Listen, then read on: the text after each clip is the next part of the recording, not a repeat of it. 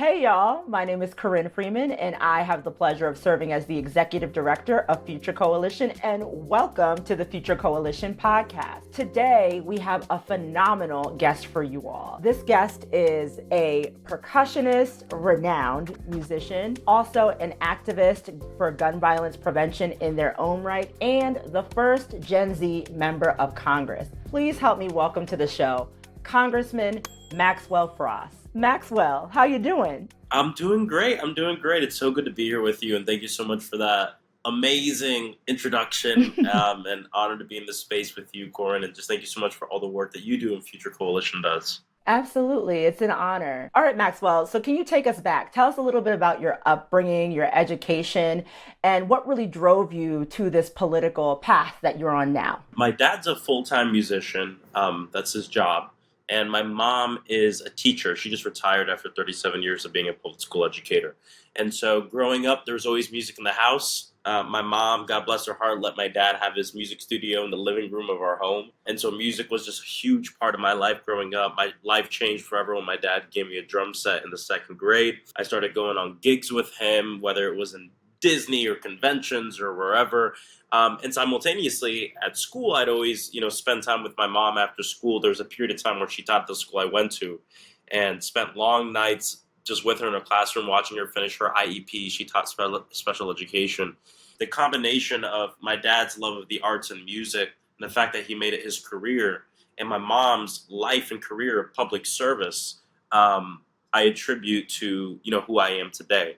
And I always was interested in politics. My dad was someone who was always watching the news, yelling at the news, and I'd be in there soaking it all in. But I never wanted politics to be my career or the work I would do at a high school. It was just an interest of mine. In fact, I wanted to go into music, and that's really the main thing I wanted to do. But everything changed for me right before a jazz band concert, actually. I went to a school for the arts. And before every jazz band concert, my best friends and I would go load up on a ton of junk food at this Chili's. And I remember where they were eating, there's a silence that falls across the restaurant.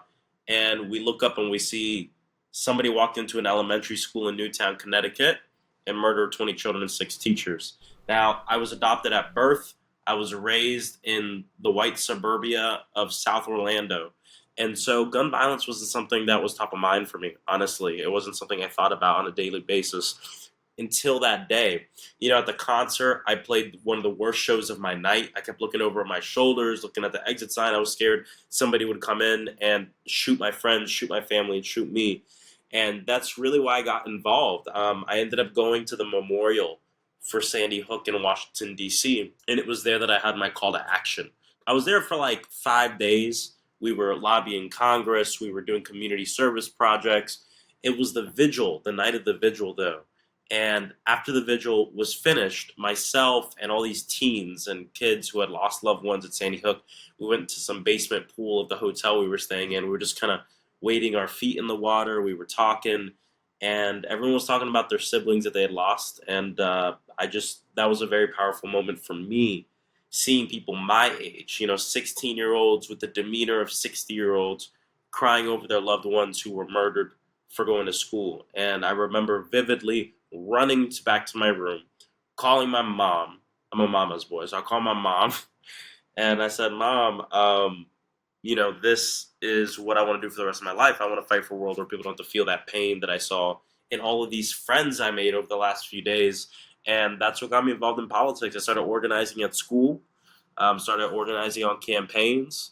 And after I graduated high school, I got my first job being a field organizer, and the rest is history. That's why I got involved in politics. And I love how there was a pipeline from activism into organizing politically. I think that pipeline is really key for a lot of people, and I believe that we need more activists to politically affiliated running for office politicians to see the types of progressive change that we need for Gen Z to be able to live fully American life, to have the ability to exist and live out the American dream, as I know that we so very much want them to. I also have to say, Maxwell, a lot of parallels between your upbringing and my son. My son, Xander, he's a drummer. He's in second grade. He has a drum set. all he wants to do is drum. And my husband's a musician. We'll have to do a jam session with your son sometime. Absolutely. Holla at me when you're in South Florida. Of course. Okay. From your perspective, what has been the difference between being an organizer activist versus being a politician? What parts of activism have you been able to take with you into your political work versus are there pieces that you've had to kind of retire and leave behind? Yeah, it's interesting. I think a lot of the work I did as an organizer on the streets, or an organizer getting people registered to vote, or organizer doing shows, I brought all of that with me into the halls of Congress. And obviously, I also recognize now I play a different role. Like all of our roles are really important, no matter who you are, no matter what kind of organizing you're doing. So I don't see myself as on top of everybody, but in a different organizing sphere where we need good people, good progressive champions, and so I bring that with me. And the other thing I've realized is all the things that we do in organizing is so effective, and I recognize it now more than ever. Being an elected official, I'll tell you, when I worked at the ACLU, I ran a program in South Carolina called Rights for All, where we would bird dog presidential candidates and get them on the record on important issues. And bird dogging isn't just about getting one video, but getting multiple over a course of time and showing the growth of a candidate. The first day I was here and I got sworn in, I was walking in the basement of the Capitol with one of my best friends from high school, and I get bird dogged.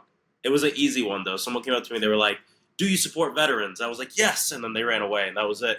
And then my friend was like, "What was that?" And I was like, "I think I just got bird dogged. It was a very easy one, but yeah, I just got bird dogged. That was Welcome to wild the for the other first time." side. That's Yeah, I funny. know. And she was like, "Wow," and then she was like, "But what if it was a hard thing that you didn't know how to answer?" And I said, "Well, that's part of the tactic. Is it's a high pressure situation, and you don't always have to get the answer right if you don't know. You can say, 'I don't know yet.'" But it's a way that people hold you accountable. And now being elected, I realize how important of a tactic that is. Even though I don't want to get bird dog, but it's part of the organizing tools that we have. But something I always try to tell people is to really view this inside outside game in a very serious way. It's the only way we can really get big ticket items through, whether it's going to be Medicare for all or a Green New Deal or et cetera. And so having partnerships and co-governing with movements rather than it being adversarial, I think is really important. And recognizing it's not always going to be all love, and it's not always going to be pushing away. It's this relationship between electeds and movement and mutual aid and artists and culture and all of us working together. And sometimes those things are at odds with each other, or they can seem like they're at odds, but movement's really about the connectivity between all of them. Absolutely. You make some really great points, especially around like organizing and all of the skills that you learn as an organizer really are transferable around any type of work. They transfer, and it's about relating and having the ability to move, to bend, to flow, to reach a goal. And it sounds like it's really impacting the work that you're doing now. I would love to know, how has intergenerational collaboration shown up in your work, both as an activist, but actually really focus it here as a politician? Well, I'll say as a politician, it's why I'm here. It's why I won. I'm a representative in the great state of Florida, which, as you Woohoo! know, which is a beautiful state full of beautiful people, millions of working class people, one of the most diverse states in the country, one of the most progressive states in the country as well, in terms of the policies we believe in as a people, not necessarily the policies enacted by our government. Say But that, because but what I will say is we are also a population. We also have a very large senior population in the state of Florida, and I take that really seriously, especially as a young legislator. And I knew coming into this that there would be a group of people who would look at me with a skeptical eye. And say, is he going to be someone who just cares about young people? He's going to care about everybody. And what people don't realize is I have a huge heart for our seniors, and one of the closest people in my life was my grandma, and I spent a lot of time with her, actually learning about the struggle she went through and what it meant to grow old in America. Because I believe that growing old in a country shows the character of the country itself, how we treat our seniors. And so, one of my first bills I introduced was the Safe Through Medicare Act, which is a bill that's about the climate crisis. It's about taking care of our seniors, and it's about strengthening healthcare. It essentially makes it so that way we cover 100% of the cost for seniors, for an external battery system that is green and that is friendly to our environment. So that way, when the power goes out during a hurricane, they can keep their dialysis moving, they can keep BiPAP on, and all the things they need to stay alive. And so when we did that press conference, we did it in front of a affordable senior home with seniors, with Sunrise Movement, with people from the healthcare field, with first responders and EMTs. And look, that press conference is so beautiful because it just highlighted what a multi-generational movement is. We have a bill that's here to help our seniors and people who are older, and we had families there with young people, and it was just a great showing of what an intergenerational movement looks like once you win a seat and once you're proposing legislation. And the same thing was true for me to get here too. I mean, when you looked at our canvases, we had a lot of young people, but it wasn't just young people. It was older people, it was families. And when you have an intergenerational movement, you're more likely to succeed because you have more experience. And what I mean by, I think a lot of times we think about experience as like you either have no experience or you have a lot of experience. And don't want people to view it that way. I wanted people to view experience as different experiences that mean different things and bring people to different ways of thinking. And so when you have that, you're more likely to have more knowledge, and knowledge is power. And when you build power like that, you're more likely to win your campaign, whether it's a political campaign or a campaign for to get a bill passed or to get your city council to do something or whatever. And so that's why intergenerational movements are the ones that win. And if you look in movement history, the movements that are the most powerful are ones that are intergenerational, are ones that are Absolutely. nonviolent, and are ones that combine culture and movement in one. And so we're always looking to try to do that too. Absolutely. And so in your day-to-day work, I know that you are in the halls of Congress. You are the youngin in Congress. So I anticipate like what the vast majority of the people that you're working with, have you found mentors? Are you doing mentorship? Like what does your day-to-day intergenerational work look like? I have so many mentors and people that I look up to and people that I speak with all the time. When I first got elected, the first person who came to my district was actually Maxine Waters, and she's a big inspiration of mine, has become a mentor of mine, and I learned that she doesn't really go to other people's district like that often, and so I felt very honored to have her there, and I just asked her to come for a fundraiser that I do every year. It's an oyster roast, and a few days before, I don't want to ask for too much, it's Maxine Waters. But a few days before, she comes up to me and she says, Max, I'm coming a day and a half early. And I was like, oh, okay. I was like, are you visiting family? She was like, oh, no, no. I want to be with you. I want to be in your community. I want to put me to work.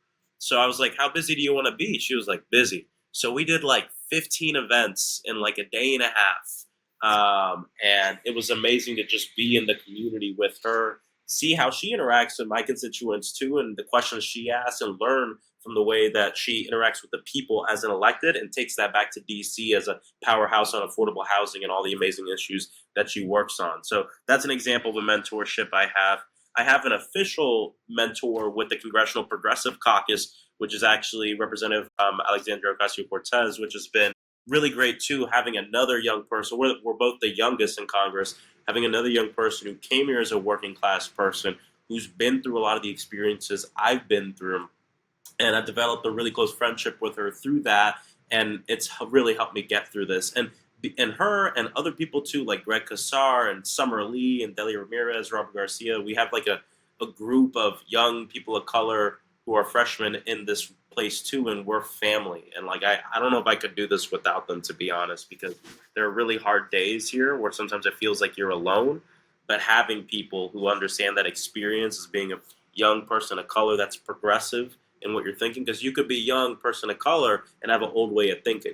And so being with people who have share the same values as you has been transformational. And one more I got to bring up too is Jamie Raskin, who I think is one of the most intelligent people in Congress, and getting to work under him on the oversight committee has just been amazing for me, and learning from him and the ways that we can use that committee to really push back on lies and uplift working people, working struggles, and base it all on our democracy, which, as a organizer coming from the progressive world, I'm naturally skeptical of our system, and I'm here because of that skepticism, and I want to change it. But something that Jamie's really inspired me is seeing he likes to tout this system as a tool for good and as an element that can be used and using this democracy for the world we believe in. And so in a world and in a country where there can be a lot of skepticism in a system that's caused a lot of harm, it's people like Jamie that I think give us that inspiration to step into that power, because if we don't step into it, someone else will step into it for us. And so those are just Absolutely. some examples, but this is a place with there's a lot of people here that I think are here for the wrong reasons, but I know sometimes it might seem like there's no one in Congress who cares about us, but I'll tell you, we got people here. Not enough, not nearly enough, but we got people here. We just need to build up the numbers. I love to hear that we have champions, and I'm so glad that you are the people's champ. How we met, I met early on in your campaign days, so I always knew you as the people's champ. But what you just mentioned, the examples that you gave about intergenerational wisdom coming to you, passing the mantle down for the sake of your empowerment as the next wave of leadership, is exactly what Future Coalition is about. And it's exactly what we believe established movement leaders, established political leaders, established business folks who want to see progress need to be doing with young people every single day to create the Yep. world where we are all free. So tell me a bit about the bill you introduced for the Office of Gun Violence Prevention Act. What did that entail? And well, we know why it was so important to you. What was passing that like for you? And what did it feel like once it was passed? Well, that bill was something that when we first introduced it, a lot of folks had said, well, you just got started on it. It happened so quickly. And the interesting is, I'd actually been working on the Office of Gun Violence Prevention for years when I was working at March for Our Lives. The whole gun violence prevention movement, all of us had been really pushing the administration on this for years. And when I got to Congress, I as an organizer, you look around and say, all right, what's a new tool I can use to push for the thing I believe in? And a new tool I have is introduce a bill. So I teamed up with Senator Chris Murphy, who's a senator from Connecticut, who's a champion on gun violence. And I introduced it in the House, he introduced it in the Senate, and we created this framework to describe the way we'd like to see the office run and what the office would do. And we introduced it on the Hill alongside all of our gun violence prevention groups and champions, centering a lot of our community violence intervention groups led by Black and Brown folks that have been working at ending gun violence outside of the carceral system, because that's what we wanted this office to really focus on as well. And we pushed and we had meetings with the administration, and we had this inside outside game going on. A few months later, I think it was July last year, I get a call from the White House, and they said, Maxwell, the president's going to take that bill and use it as the framework to create this office. He's going to do it by executive order. And now, for the first time in our country's history, we have an Office of Gun Violence Prevention, which is amazing. And when they called, the first thing I In your asked first was, term, too. That's in our crazy. first term, yeah. But that's the thing, because it seems like, I mean, it is. I want to give my team flowers, and I'll give myself flowers, and everyone flowers. But it seems so insane coming in as a freshman and doing it. But what people don't realize is, we came in with the movement, and so because we came in with this movement, the gun violence prevention movement, and people across the country around this, it's not just up to me; it's up to the whole movement and all of us, and that's how we got this done. And it's a blessing, and I'm honored I was able to play a role in getting that done. And the first thing I asked was, who's going to run it? Because you can make an office to placate people, you know what I mean? But I wanted to know, like, who's the president going to have running this? And you know what? To his credit, the president picked some of the most amazing people in this movement to run that office. Like, one example is Greg Jackson, who is the former executive director of Community Justice Action Fund. Greg was shot during a drive-by in Washington, D.C., woke up in a hospital, almost fighting for his life with police on top of him, asking him questions like he was the one who did the shooting. That experience is in the White House helping to run this office right now. So I think that's a good thing. And we've seen, because of this office, money go around the country from the federal government for community violence intervention, which is outside of law enforcement. How do we end gun violence, and how do we stop this violence before it happens? That's what I was protesting for during Black Lives Matter. That's what I was getting tear gassed and arrested for, was community investment in public safety. And we got that through this office, and we got a lot more to do. I'm not saying we're done. We got a lot more to do, but what a step, what a huge step forward, and I'm honored to play a role in it. Kudos to you, your team. But you said something that really struck a chord. You brought movement with you into the seat of power, and it was your connectivity to movement infrastructure, a long standing movement infrastructure that had years and years and years of work tied to it that helped allow you get into this position to create the framework that ended up being an office of gun violence prevention. And so, to the listeners out there, I really think it's important for you to understand that all progress is not linear. I don't think very little progress is linear. It is incremental, it is hard fought, it is a back and forth, but we cannot give up. We have to continue to lay the foundation for when a Maxwell Frost comes and is able to get elected and brings a framework for the right point of time. So thank you so much for giving us that. Can you tell us, why do you believe that politics is crucial, especially for young people right now? Gen Z, and I'll say generally this young generation, it's the most politically active generation we've seen in our country's history in terms of many metrics, which is exciting. Voting, being on the streets, advocating for what you believe in, being vocal, and being aware of the things going on in the country and around the world, as we see going on right now with what's going on, whether it's in Gaza or just the climate crisis generally, or gun violence, or healthcare inequities, or healthcare, etc. And it gives me a lot of hope for the future of our country. So, what I have to say is, I think for a while in the youth organizing space, the concern was, how are we going to get young people to pay attention?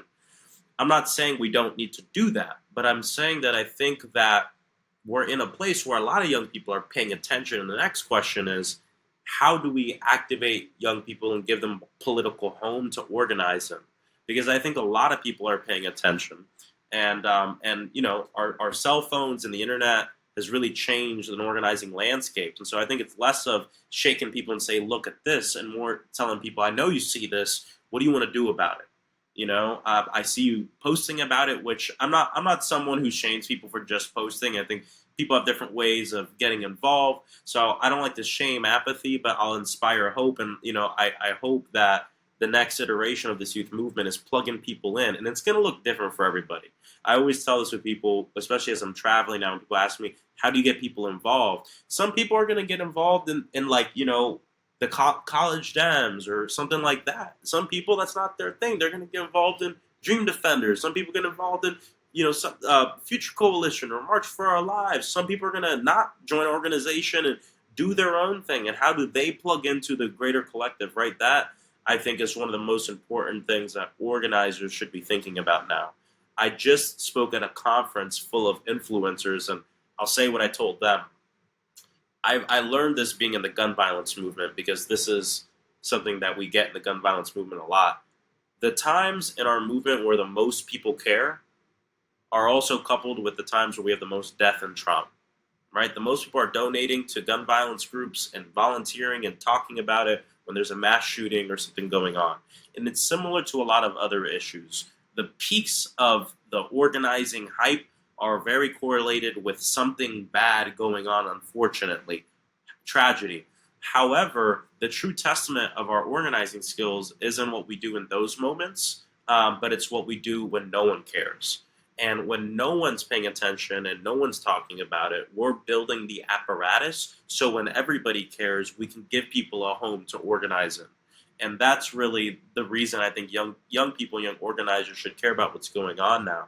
We're going to have many more of these times in our history through our lifetime as we grow older, where it's going to activate new people. And the question is, what are we doing to bring people into this fold, to grow this movement for justice wherever you're at, and meeting people where they're at? You further underscored what we were speaking about earlier about being a part of longstanding movements. I always call those movement moments. When movement moments happen, we need to have the ability to take in all of the new people who have become activated into an established pipeline to get the thing, whatever said thing is, accomplished, eradicated, whatever it is that we have to do. And I've heard a lot about your leadership, and you talk a lot about leading with love.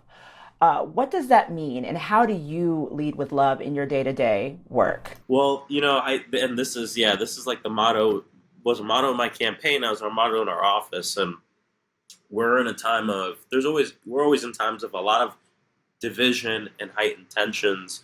And coming from the state of Florida, I think we have a very specific outlook on things because we generally have to build very broad coalitions to get things done, just given the political makeup of our state. And to do that, I think leading with love is very important. That means always showing up from a place of grace and showing people grace, even if they disagree with you, even if they say something that might put you off.